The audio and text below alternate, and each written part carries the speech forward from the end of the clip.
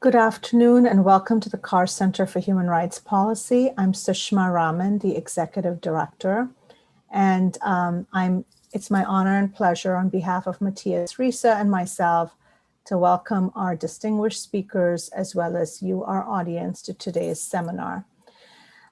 Today's conversation is around the extractive industry, issues of injustice and corruption. And we have three very distinguished speakers. I will not elaborate in great detail because we will also be doing simultaneous English-Portuguese translation, and I want to ensure that we have enough time to hear from our speakers and from you, our audience. So we'll first hear from Nemo Bassey, who's a Nigerian architect and environmental activist, and who directs an ecological think tank, who's been very, very active in Nigeria around issues related to the environment and specifically oil. And we'll next hear from Vandria Borari, who's a defender of Indigenous rights and a member of a human rights organization which is working to enforce economic, social, cultural, and environmental rights in Brazil. And then finally, we'll hear from Camila Nobrega, who is a PhD student and who is researching Latin American feminist theories and practices, and who's a journalist specializing in social and environmental issues from Brazil. So thank you all for joining us, and I'm turning it now over to Nemo, who will get us started.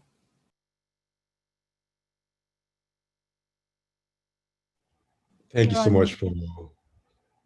so much for having me on this panel, and I'm so glad to share it with our other speakers. I'll be speaking, of course, on the theme, and I'll share some slides as I speak, so I'll just go straight ahead to do that. The man on the screen, his name is Ken Saro-Wiwa. He was killed by the Nigerian state on 10th November 1995 because he called for environmental justice. He called for a halt to pollution of Ogoniland. He called for respect of his people, and he called for also the expulsion of the oil company, transnational oil companies operating in Ogoniland to quit, to leave the land and stop causing problems. So he was a major martyr of extractivism, and his territory has been so contaminated that the best way to describe what has been done there is to say that the land has suffered ecocide, the water. Everything there has been absolutely polluted. Now, Nigeria has, the first oil well in Nigeria was drilled in 1956 by Shell Oil Company. And from 1958, the first oil exploitation in commercial quantities began. And since then, there's been a series of very extremely degrading activities. The environment is polluted, water is polluted, the air contaminated, in such a way that life expectancy in this area has been reduced to just about 41 years, which is extreme injustice to the people, extreme pollution of the environment, and the most corrupt way anyone can deal with any people. Now, the photo you see here is the picture of the first oil well. Now it's called a museum, but it's actually a reminder of the kind of terrible things that oil companies and extractive companies can do to any territory. Now, if I give you a story of the Niger Delta of Nigeria, 62 years of massive pollution, and it's carried out in the neoliberal mindset, in the colonial mindset of seeing the area as just a place for extraction, a place to take out the resources, a place to earn petrodollars, a place that you don't care about the environment at all. And the first president of Ghana said that the worst form of imperialism is exploitation without responsibility. And clearly, this is what has been going on with extractive corporations operating in Nigeria, operating in Africa. They're operating like they are the new colonial powers who don't really care anything about the people. So the environment has been stolen by them. Now, In the Niger Delta, over the past 2 years, according to government figures, there has been a total of 1,300 oil spills officially, which comes to about 5 oil spills every day. Now, this is massive. The world is not talking about it. It's taken to be normal as far as the oil flows and the petrodollars keep flowing. And the oil corporations work behind military shields protected by the security system that ought to protect citizens. We're protecting more the pipelines and more the oil companies than preserving and protecting the people. We have throughout the region these massive gas furnaces. The gas that's being burnt here is gas that comes out of the oil wells along with the oil. And so when the oil comes out with the gas and produce water, the water is separated, pumped into the environment, causing more contamination, and the gas is set on fire. This has been going on for over the past 6 decades, burning about 2.5 billion US dollars worth of gas every single year, pumping millions upon millions of tons of carbon into the atmosphere, causing health crisis for the people, bronchitis, asthma, blood disorders, all kinds of things you can think about, and including acid rain. And so this, to me, is the worst form of injustice that can be inflicted on the people who are not benefiting from these resources, as well as on the environment. And now we're seeing this expanding across the continent. Oil is being found virtually everywhere around Africa. And right now, there's a pipeline that is going to be built to take oil from Uganda, or from Hoima area of Uganda on Lake Albert, all the way across the southwestern ends of Lake Victoria in the center of East Africa, all the way to Tanga in Tanzania, where the oil, of course, will be exported. So we find across the continent that the oil wells, the gas flare, the gas points, they're all being extracted and taken to the seaport for export to North America, to Europe, or to Asia, or to somewhere else. So everything, the infrastructure, the extraction is for export. And what happens to the people is of nobody cares about that. We have the same situation with gas. There's a plan to take gas from the Niger Delta all the way to Morocco. And not just stopping Morocco, it's all the way going to Europe. So that's the problem we're having. The colonial mindset, the colonial ecological approach to extractivism, all for export. Now, the oil dependency and natural resource dependency is making life difficult for ordinary citizens, because as oil prices have collapsed, so the economies of many countries, including Nigeria, my country, is in serious trouble. So they're depending more on borrowing money from international financial institutions, placing more burdens for the people in the future and at the present. And to balance the economy, the oil should be up to $100 per barrel, but now it's hovering around $40 per barrel. So there's no end in sight to this kind of horrible dependency. And so the urgency for action is critical. I just decided to share these photographs of 2 water bodies in the Niger Delta covered with crude oil. And so you find the water looking nice, you think you could swim there, it's all over the water. And it really requires action, because if they found that even the groundwater is contaminated with hydrocarbons, the surface water all contaminated, the air contaminated, the soil contaminated to a depth of 10 meters at the moment, 10 meters in some places, which is complete ecocide and complete impunity that requires global sanctions. Now, we also talk about moving away from dirty energy to clean energy, but examples we are seeing in Africa are things to worry about. The green energy is not looking so green. In Turkana, in northern Kenya, there's a lot of land grabbing for wind energy. In Morocco, with the new solar complex, there's massive land grabbing for green energy. Of course, minerals extracted from Congo, a lot of it going to the construction or fabrication of this equipment that makes the green energy not so green. So what have people been doing? The urgency for action has been so great, and that ordinary people are coming together to fight against this kind of injustices from the extractivist sector. Fisher folks coming together to say, we want fish, not oil, and they formed the Fishnet Alliance in many countries in Africa, and now they're thinking of connecting to countries in Latin America, into Asia, to form an alliance of fishers who are against extractive in water bodies. There are also litigations, both at home in Nigeria and also in the home countries of these corporations. Of course, we're engaging in decolonizing the narrative that keeps entrenching these colonial forms of extractivism. And in a network, the Oil Watch Network, which is a global South network against the extraction of fossil fuels, there's a proposal called Annex Zero. Annex Zero is for communities who have decided that oil or coal or gas should not be extracted from their territories because they destroy the very basis of life and they affect Mother Earth. So we are proposing that United Nations Framework Convention on Climate Change should recognize countries and territories and communities who are keeping their fossil fuels in the ground as those who are really taking climate action, which means they should be recognized for taking climate action. They should pay an ecological debt for the destruction that's been going on for decades, and they should also be compensated for keeping the carbon in the ground, which is the real climate action. There's massive resistance of people from different forms, marches, direct action. But as you can imagine, sometimes when this happens, they be met with violence, as you can hear from recent violence being inflicted on demonstrators in the cities in Nigeria, even as we speak.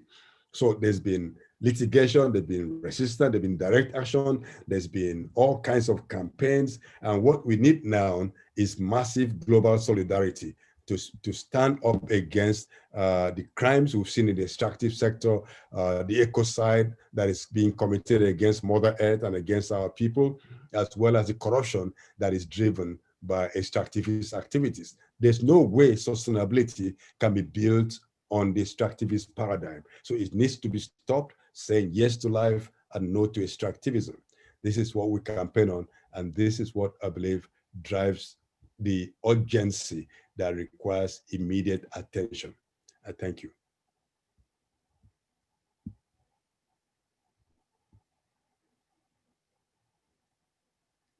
So that's I hope I did not, you are all with me? Right. Claro. André, pode começar a sua apresentação. Queria saudar a todas as pessoas que estão nos assistindo nesse momento. Meu nome é Evandra Borari, sou do território Borari Alter do Chão, em Santarém, Pará, na Amazônia.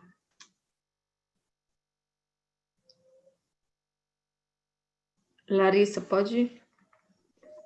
I would like to greet all the people who are watching me today.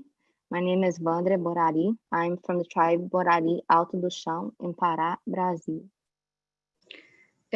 A nossa região na Amazônia, meu território, ele fica na região do Baixo Tapajós, né, na Amazônia. Nós somos, na nossa região, nós temos dois principais rios, que é o Rio Amazonas e o Rio Tapajós. Somos na região do Baixo Tapajós, em torno de 70 aldeias, 14 territórios e 8 mil indígenas, além de comunidades tradicionais, né, entre extrativistas, pescadores, ribeirinhos. E a nossa região ela é uma região agora que está no foco do capital internacional.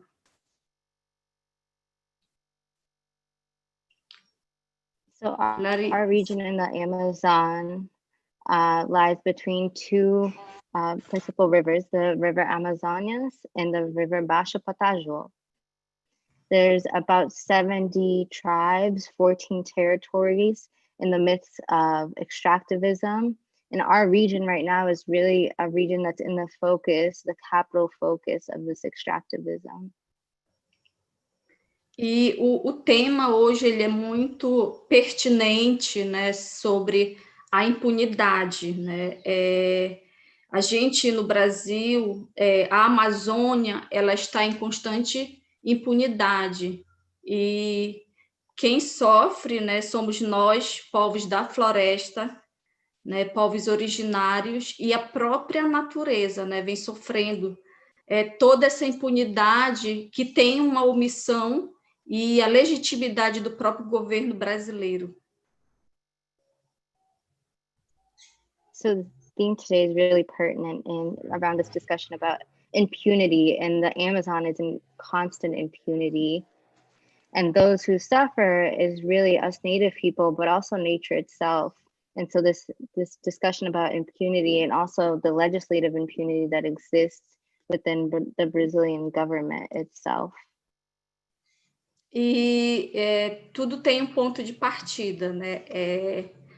A nossa região, a Amazônia, o mundo, né, conhece os problemas que a gente vive aqui na nossa região, né? A Amazônia, esse território de águas de florestas, não somente de águas de florestas, mas também de povos tradicionais, de populações, né, que estão aqui, que somos nós, defendendo essa diversidade, né, que existe aqui.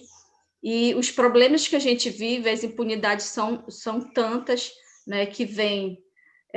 A gente vive problemas do garimpo ilegal, nós temos o agronegócio, as transnacionais, empresas nacionais e as transnacionais, a extração ilegal de madeira, as queimadas, né, e os grandes empreendimentos que estão se instalando em um dos principais rios da Amazônia, que é o rio Tapajós.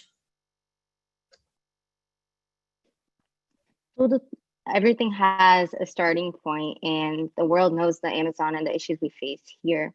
And not only this territory of water and forest, but also we, the Native people who are here defending the diversity that exists.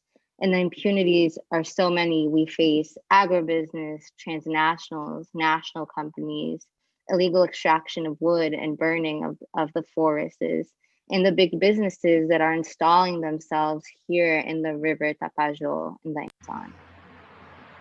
E falando dessa questão de impunidade, né, o desmatamento, né, que está desenfreado na Amazônia, né, e uma das causas do desmatamento a gente tem a grilagem de terras, né?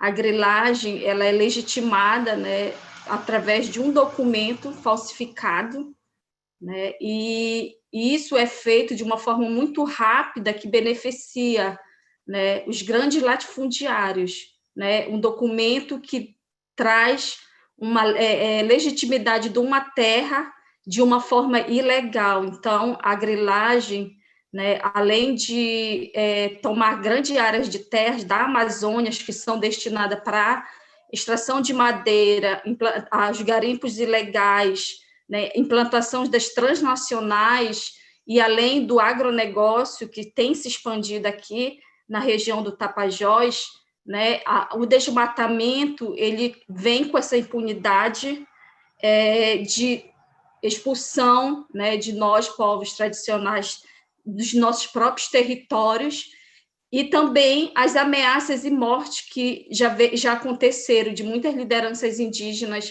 aqui na Amazônia.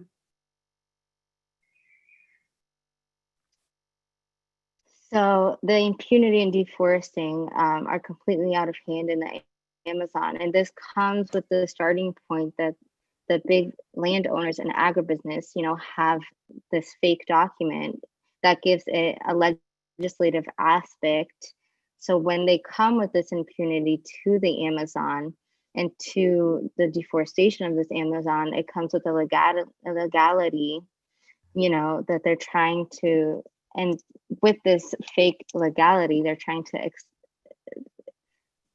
expose us Native people from our territory.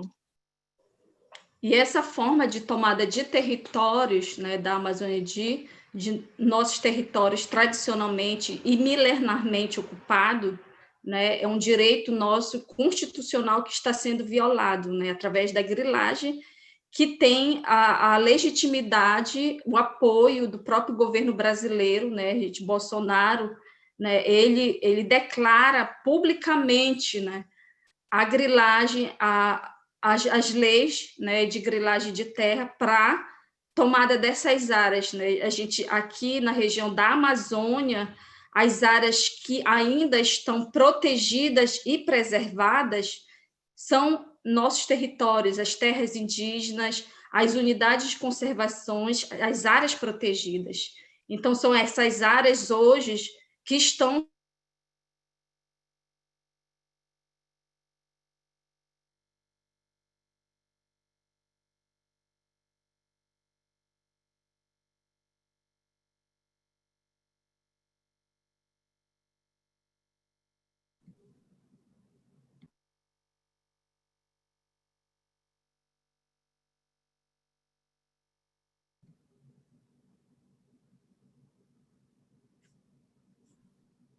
Vandre, você está aí ainda? Sim. Cortou quando você está falando das terras protegidas, cortou o seu vídeo para mim, então eu não ouvi. Sim, eu disse que essas áreas protegidas, né, hoje, elas estão, desde sempre, mas por esse governo que nós temos, né, de genocídio, de tomada de território, exploração da Amazônia, ele está no foco do governo e do capital internacional. So this form of illegal possession of land and taking away of our territory, our constitutional right is being threatened, and this taking away of our territory comes with illegality from the Brazilian government, especially under the Bolsonaro government, you know, that back these taking away of our lands and our territories. And so our territories and protected lands have always been under threat, but now, especially under a genocidal government of the Bolsonaro government, we are under even more threat. E também, além da grilagem de terra, né, que é uma prática que causa desmatamento na nossa região, uma pergunta, né, que vai a todos, que principalmente as pessoas que gostam de ouro, né, utilizam ouro. Vocês sabem me dizer de onde vem esse ouro? Aqui na minha região, né, na região do Tapajós, o nosso rio Tapajós, que é um dos maiores berçários, né, em mosaico de biodiversidade e também de populações, né? Como eu falei anteriormente, o rio Tapajós, ele é uma mãe para a gente, ele é a nossa mãe, a mãe dos povos dessa região. E hoje ele está contaminado, né? Nós temos áreas de garimpos aqui, garimpos ilegais, principalmente nos territórios dos Munduruku, né? O garimpo ele tem se avançado e está de uma forma acelerada. Nós temos milhares de garimpeiros atuando nessas áreas e toneladas e toneladas de mercúrio são despejadas no rio Tapajós, né? O garimpo, além de ele causar um grande impacto na nossa região, na Amazônia, com crateras que são feitas a partir das escavadeiras, né, daquelas máquinas que são equipamentos utilizados para a extração, o trabalho da extração do ouro, né? Aqui as populações estão ameaçadas, principalmente os povos que vivem ao lado do garimpo ilegal, né? Lideranças são constantemente ameaçadas que são contra o garimpo e, além disso, a população, né, está contaminada, muitos estão contaminados, né, adquiriram o próprio mercúrio em seu corpo, né? A gente depende do rio, né? O rio ele nos dá todo o alimento, o peixe, né, que vai do Alto Tapajós até o Baixo Tapajós, ele abastece toda essa região aqui. Então, o mercúrio que cai no Alto e no Médio Tapajós, ele chega aqui na nossa região, né? E além da extração do garimpo, a extração do ouro, ele causa também um surto de malária, né, nessas regiões onde ocorre a extração do ouro. E para nós aqui na nossa região é difícil viver com essa problemática, porque cada vez mais os garimpos ilegais eles estão se avançando nas áreas protegidas, né? E grande parte desse ouro eles são exportados para países, né, da Europa, aí para os Estados Unidos, para a China, por todos esses países, né, que compram ouro de terras indígenas e áreas protegidas, né? Então, o recurso que sai da Amazônia, né, entre o ouro e a madeira, né, são recursos que matam, são recursos que destroem vida, destroem as vidas das comunidades aqui, destroem os nossos territórios. So not only is the illegal possession of land that causes deforestation a question, and Vandra poses a question for all of us, especially to those who like gold. She questions you, do you know where it comes from? And here in her region of the Rio Tapajós, a region of great diversity, and she explains that the Rio Tapajós is like a mother to their people, a mother to her people. And the illegal mining of gold has advanced, and it is in a really accelerated form. What that does is, in that mining, there's a dumping of tons and tons of mercury into their rivers, especially the Rio Tapajós. And this level of extractivism of their land and its effect on their populations has made it so that their populations are under great threat, especially those who live near the illegal mining of the rivers and of the gold. And so now a health concern for, the population is this contamination of mercury, since they do depend on the river. As Vandria says, the Rio Tapajós gives them everything. The fish that they eat is now contaminated with mercury. There is an increase in malaria, and it's getting increasingly impossible to live under these conditions, especially when these illegal minings are happening on protected lands that are supposed to be protected. And all of this extractivism is just to export this gold and this wood to foreign lands like the US and Europe. And so she really calls to attention that, all of this extraction and this exportation comes at the cost of not only destroying the environment, but killing the lives of those who live there. Para falar de impunidade também, né, outra atividade que causa destruição e vem avançando cada vez mais nos nossos territórios é o agronegócio. Né? Desde 2003, quando a Carr, a empresa americana, se instalou aqui na nossa região, o desmatamento ele tem aumentado. So speaking of impunity, another activity that causes the destruction of our lands and that is advancing increasingly rapidly is the agribusiness. And since 2013, since the installation of an American company on their lands, deforestation has advanced at great speed. A Carr ela se instalou em Santarém, que é uma região próxima ao meu território, e ela se instalou primeiro em cima de um grande sítio arqueológico, que é uma área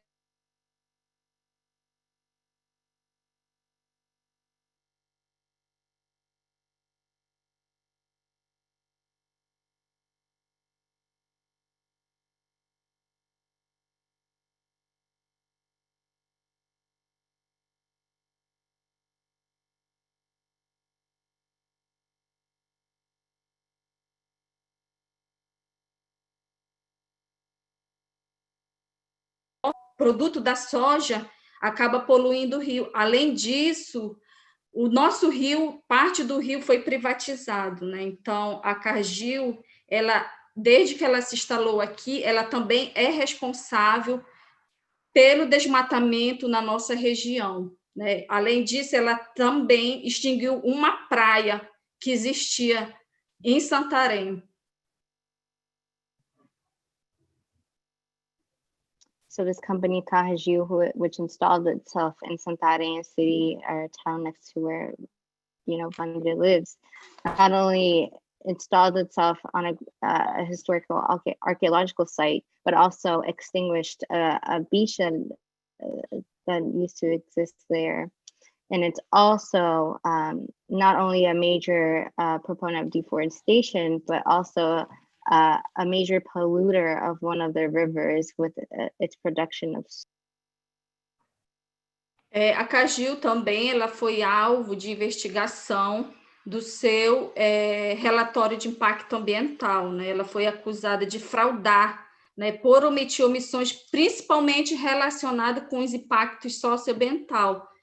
E uma das violações foi justamente ao nosso direito à consulta prévia, livre e informada, né, que é um direito nosso, na qual o Brasil é signatário desse tratado.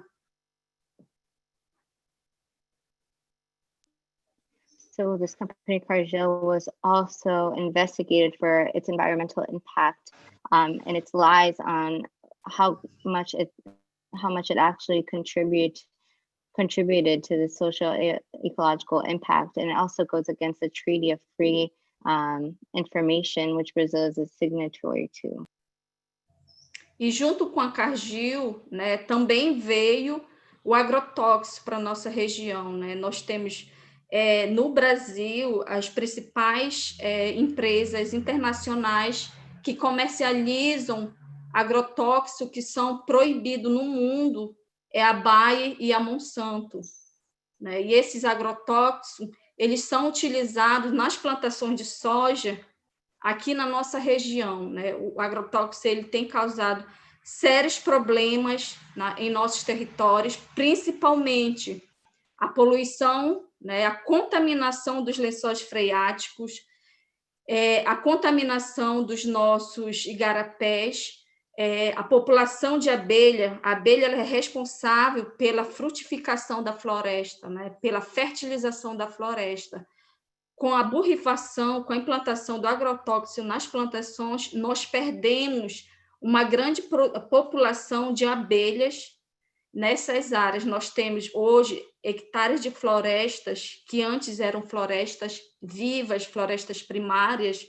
Hoje, milhares de hectares de florestas são apenas campos de soja, né? Então, as populações que vivem ao entorno dos campos de soja, elas têm problemas de saúde, principalmente respiratórios, por conta do veneno que borrifado na plantação e chega até suas terras. So Cargill was also accompanied by agrotoxics to the region where Vandre lives, and international businesses are using toxic chemicals such as Bayer and Monsanto, which are utilized in their soy plantations. And the result of this has been serious problems of contamination and pollution to the region. As Vandre explains, they've lost a great population, a bee population in their areas. And what used to be lively forests full of life are now only soy fields. And those who live around these fields have experienced great health issues, especially with symptoms in relation to breathing.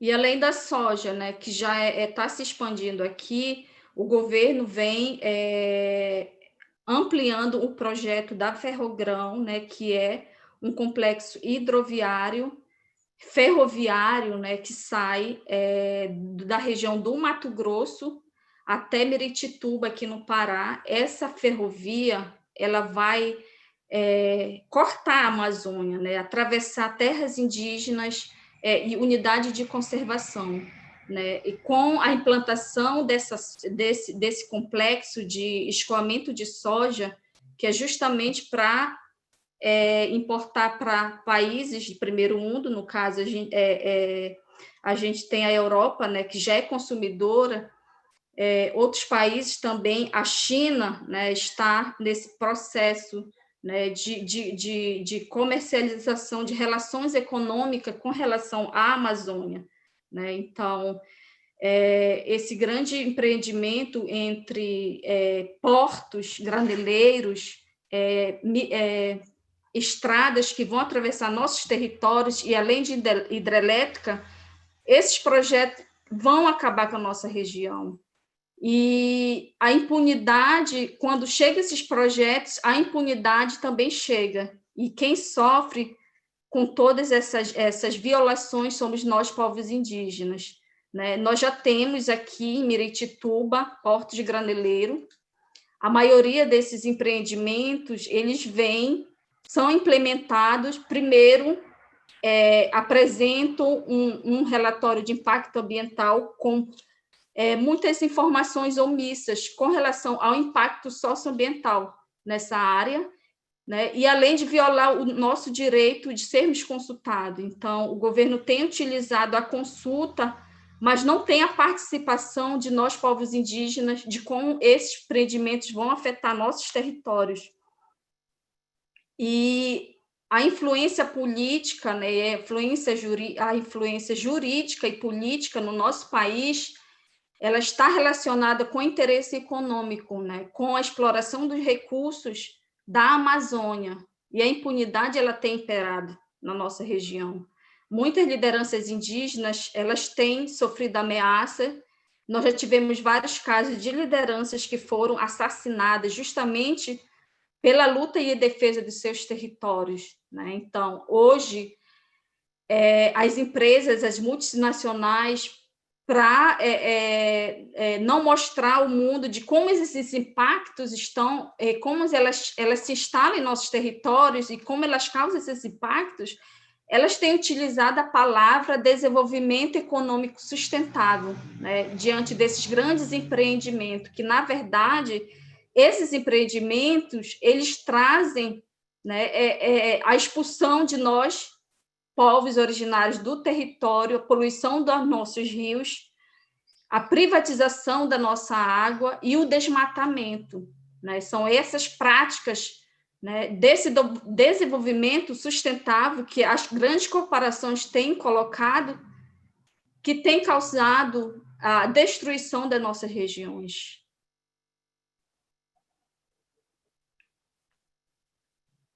So the government is also working on a project of a railroad that leads from Mato Grosso to Pará. And the railroad, its sole purpose is for the extraction of goods from the Amazon and exportation to countries like China, continents like Europe. And the relationship between these ports and these railroads have to be analyzed in the way of how they will devastate our region. And how Vandre explains is these projects also come with an air of impunity, and those who suffer is us, the Native people. The government doesn't consult the Native people. They don't have a seat at the table to say how this will negatively impact their lives and territories.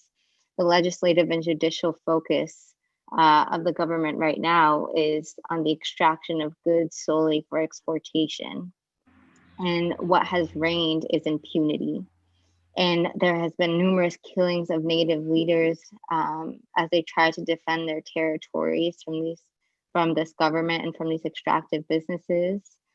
She mentions that these agribusinesses and these international businesses use the theme of sustainable development or eco-social development in order to mask what they're really doing in their territories. And what they really bring is privatization, the expulsion of Native people from their lands, killing Native peoples in their defense of trying to defend their territory, and the deforestation of their lands.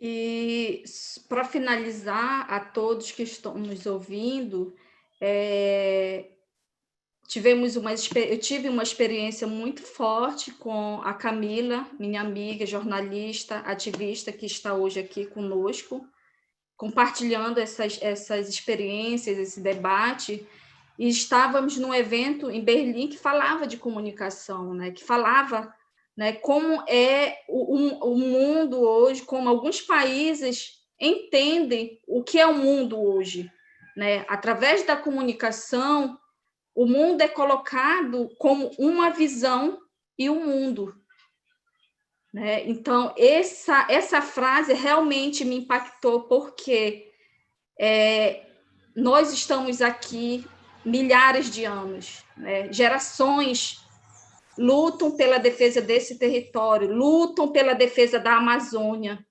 né? Somos povos que falamos línguas diferentes, temos costumes diferentes, mas o amor pela natureza, pela proteção dos nossos territórios é o mesmo. E as pessoas que colocam uma visão e o mundo não existe. Existem várias visões, existem vários olhares, existem vários modos de vida, não só na Amazônia, mas em todo o planeta, que sofre o mesmo problema que nós, povos indígenas, sofremos aqui. E que a Amazônia, ela não é só floresta, ela não é só rio, né? A Amazônia somos nós, povos indígenas, que estamos sofrendo pelas grandes corporações internacionais brasileiras, pelo governo brasileiro, pelo garimpo, pelas mineradoras, né? Pelas grandes madeireiras que utilizam as concessões florestais para derrubar nossa floresta, né? Então, além de falar dos problemas que enfrentamos, nós aqui estamos lutando. E aqui no meu território Borari, Alter do Chão, nós temos também travado essa luta na defesa do território. Eu vou aproveitar esse momento também para dizer que nós estamos em luta, nós temos projetos para o nosso território de proteção, né, de proteção e preservação de nossas áreas, né? E alguém que queira conhecer, né, nossos projetos pode contactar comigo, não só daqui de Alter do Chão, mas também de toda a região, que toda a região da Amazônia está sendo ameaçada e nós precisamos de ajudas, né? Acredito com a força de todas as pessoas, né, que lutam pela defesa da vida. Se nós nos juntarmos, a gente consegue trabalhar, enfrentar, né, toda essa destruição que vem de fora para dentro. Obrigado. So to finalize, Vanessa's tell that are listening, she had recently had a great experience with her friend Camila, who's on the call. She's a journalist and activist. They were at an event in Berlin, which spoke of communication and what the world is like today. And then at this event, you know, they explained that through communication, the world is one, and it's one vision, one world. And this phrase impacted her because her and her people have been on their land for generations, and they fight for their territory, and they fight for the Amazon. They speak different languages, they have different customs, but the love for the land is one. And so Vandrius claims that there are various visions and various loves, and there cannot be just one world and one vision. And the Amazon is not just rivers and forests, it's the indigenous people who are suffering under the Brazilian government and under these extractive businesses. They are fighting her, especially her and her territory, Borari Alto do Chão. They have projects to protect their territory and to preserve their areas. If you would like to learn more, she's said, please do contact not only her, but those in other lands. And if we come together, we can fight. And that is the only way that we can fight, is if we come together.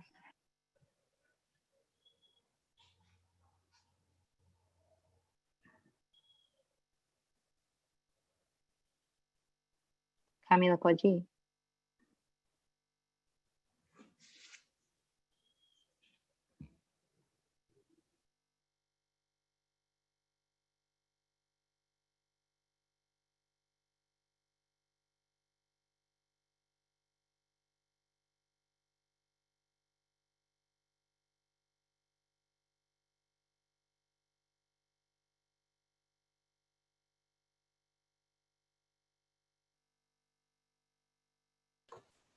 Do you see my screen? Yeah.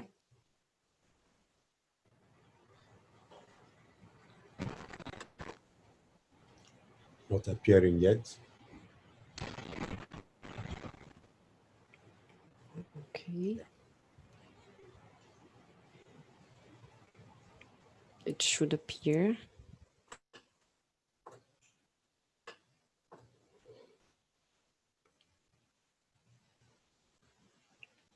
Is it there already? Okay.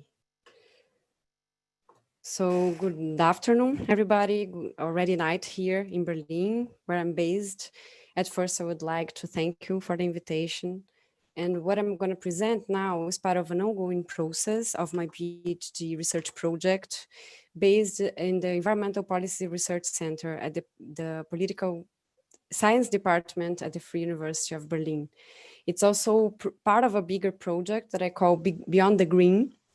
There started 5 years ago proposing a shift on media discourses from the perspective of social environmental justice. And for this project, I have been interviewing journalists, activists, and people from networks that develop alternative communication in defense of territories. So I would like to make a link that Vandra just said. We were in last November in the Internet Governance Forum, where the slogan of the conference was the one that she mentioned: one world, one vision, one net. And from that point, we started our dialogue and our connection. Since then, once we felt, what kind of world is it then? Whose world, if it's just one world? So I could talk about the last scandals of corruption involving the Brazilian government of Jair Bolsonaro. Let me check.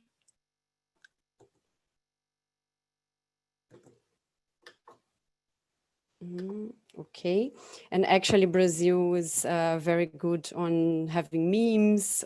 We had our last scandal on people hiding money, deputies for hiding money in intimate lingeries. And also we have many scandals involving the environment minister.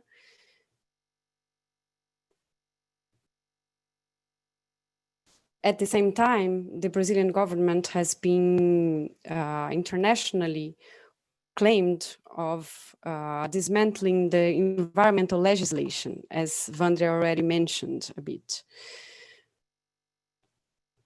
But dialoguing with Vandria, the idea is to talk about different layers of corruption. So I invite you to stay in the flows of the Tapajós River, where Vandria is now.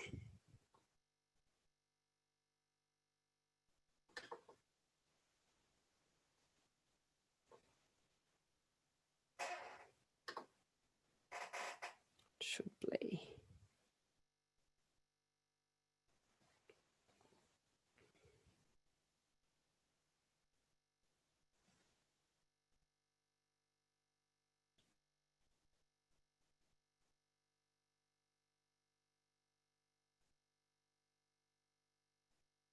This video is an invitation to a short navigation through the flow of Tapajós River in the state of Pará, in the Brazilian Amazon.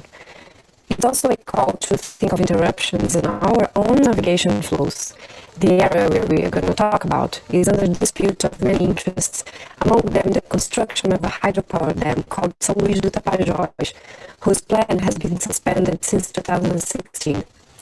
This fact was a result of years of struggle led by traditional communities, not just indigenous, but communities that live along the river, in partnership with researchers, activists, and others.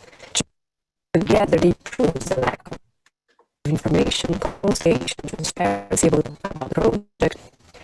My goal here is to understand the layers of power that comprise this chapter, and how our territory could be changed, and the whole area would be flooded. Who defines it? Who has the right to speak about it? And how often we steer these practices? And how answering these questions?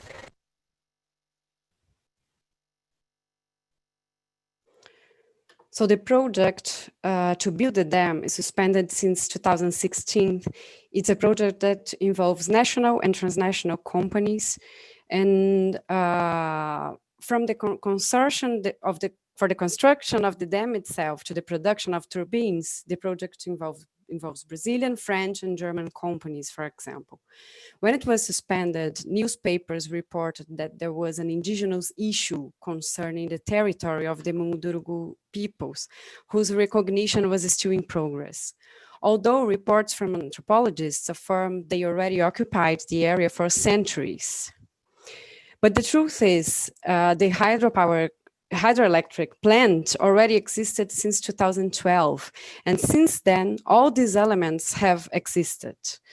In 2016, some of the main constructions company involved were accused of corruption as a result of an operation that was called Lava Jato, car washes, internationally known. The scandal was placed at this moment and was one of the elements to stop the works. Much earlier, however, the struggle of the local populations were already underway. So as Vandre already mentioned, in one of the communities, for example, that would be affected, a struggle of more than 10 years for the right to the collective ownership of the territory was taking place. Despite occupying the region for more than 100 years, the community had to prove its own existence since one company owned a false document of land ownership. The same thing that Vandre already talked about called grilagem. The federal government failed to meet its obligation to demarcate the lands. And even with the project in discussion, the consortium made by the companies tried to negotiate with each family instead of hearing the communities themselves.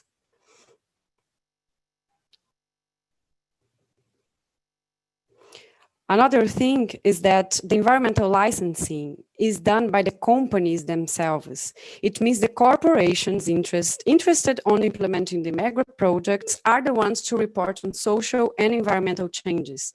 So I think I do not need to say what does it mean in terms of transparency, lack of information, and bias.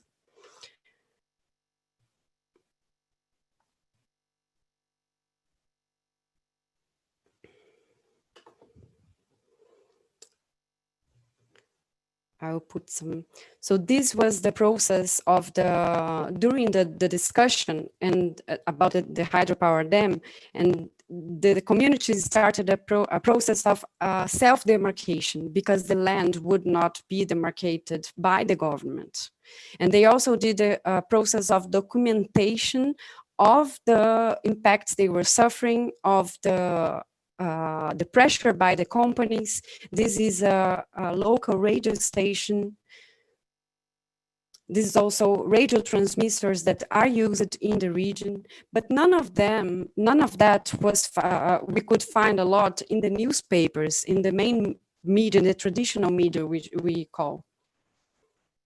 This is one of the indigenous leader of the region, and she says, in most cases, we only get to know about enterprises through news in the media. Infrastructure projects are installed inside our house, the Amazon forest, and we are the last to know. This was the case with São Luís do Tapajós hydroelectric plant. So the media would talk about the arrival of the projects themselves, but there is no place to discuss the consultation, as Vandre said, the previous consultation that is that should take place before any kind of decision making.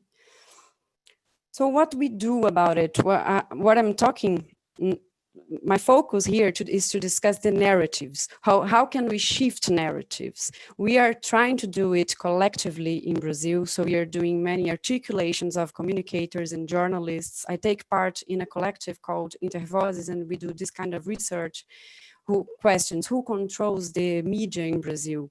And we showed the key findings are that we have high risk of media pluralism in different categories. This was a research in partnership with Reporter Without Borders. I'll go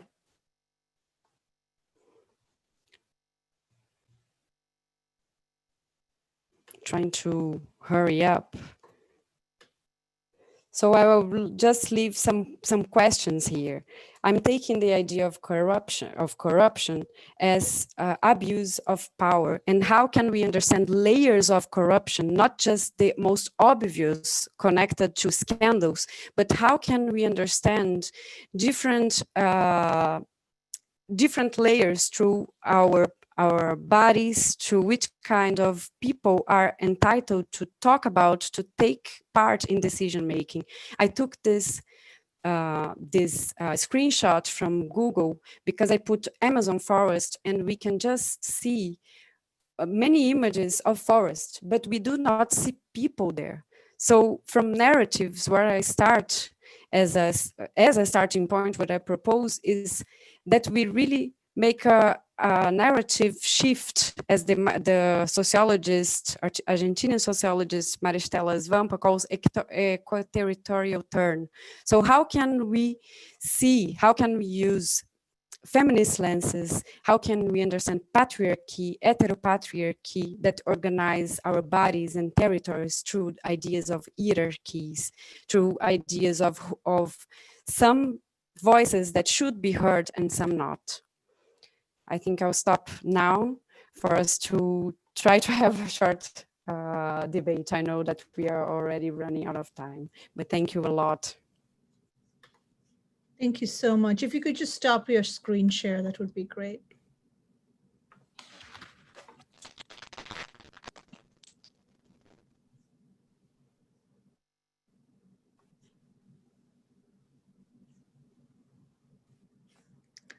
Thank you so much for joining us, each of you.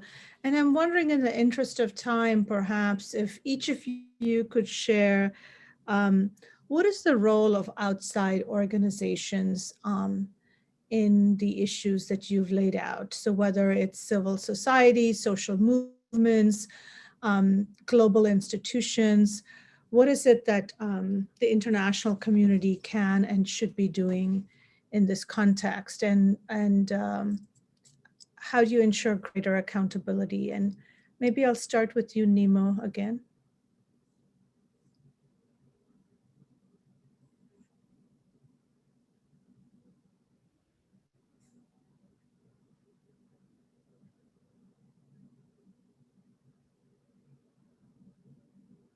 Nemo, did you hear me?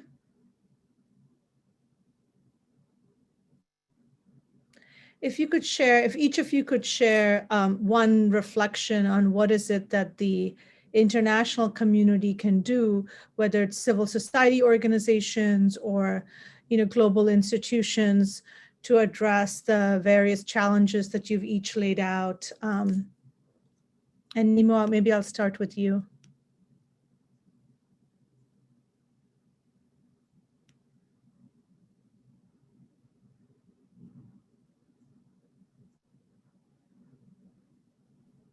Okay. I think, are you hearing me?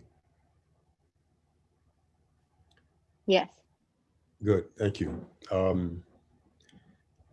With the examples of what I shared from Nigeria, from the Niger Delta, about the impunity of the oil corporations, both national and transnational, I believe that there are a number of things that the global, that can be done internationally concerning the amount of damage that is being inflicted on the people and the environment. And one of the things, the longer, or would I say, I'm looking for a short and long term. The first thing is to hold these corporations accountable. They should be held accountable. A lot of the laws or regulations globally are kind of voluntary principles for human rights abuses and for environmental damage. And I do think that we need to have very strict binding laws globally that would hold these corporations accountable, perhaps at the level of the International Criminal Court for the kind of human rights abuses, because they're actually reducing the people's capacity, lifespans, and they're destroying the environment in a way that is literally unimaginable. I think I would like also to see a situation where ecocide is recognized as a crime in at the same level as war crimes or genocide, because it's just as bad as those ones. And the third thing I would like to see would be for extractive companies in the fossil fuel sector, other than extracting oil, coal, and gas, they should be held to pay an ecological debt that they owe to the people that they've exploited over these years. I mean, the crime committed is against the planet, against everyone, no matter where you are located, but there are people at the fence line, at the crime scene, who are suffering a lot of impacts, and these corporations and the government that back them should be held accountable. I think we need to have a concerted campaign for this to happen, and we should all speak with one voice to ensure that these corporations don't get away with murder, because that's what they're getting away with right now. Thank you. And Vandre and then Camila, in the interest of time, maybe just sort of one sentence each on what the international community should be doing in response to what you've laid out in your situations. Eu vou falar. As empresas, as empresas nacionais e transnacionais, elas têm que ser responsabilizadas. Os impactos que causam, que destroem vida, elas têm que ser responsabilizadas por crime contra a humanidade. Nós temos muitas empresas, né, que causam impacto irreversíveis na nossa região e elas não são responsabilizadas, né? Ao mesmo tempo que um país internacional ajuda humanitária, recurso para proteger a Amazônia, esse país, através de suas empresas, né, com grandes projetos para a Amazônia, se instalem na nossa região, infringe as leis ambientais, destrói nossos rios, destrói a floresta amazônica e causa conflitos, né, na região, né? Ao mesmo tempo que os países falam em sustentabilidade em seu território, né, em territórios como a Amazônia, eles agem totalmente diferente. Então, a comunidade internacional, a população civil tem que cobrar de seus governos a sua responsabilização das suas empresas. E também as pessoas têm que saber o que elas estão consumindo, se são produtos que são de origem da Amazônia, que são de origem da Ásia, que são de origem da África, né? Que esses produtos, eles destroem território, destroem vidas, poluem rios e florestas, destroem floresta. Precisa ter uma maior fiscalização da população europeia, né, e dos outros países, com relação a áreas como a Amazônia, né? Precisam respeitar as leis dos países de onde esses recursos são explorados. So these national and transnational industries have to take responsibility for their crimes against humanity that they have committed. They have many companies who have caused irreversible damage. They destroy rivers and land and cause conflict in the region. And when countries talk about sustainability, they really don't back up what they're saying. So the international society and civil society have to demand change. And people also need to know what they're consuming, where they are consuming from, and the impact that their consumption has on the environment, especially the negative impact that this consumption creates.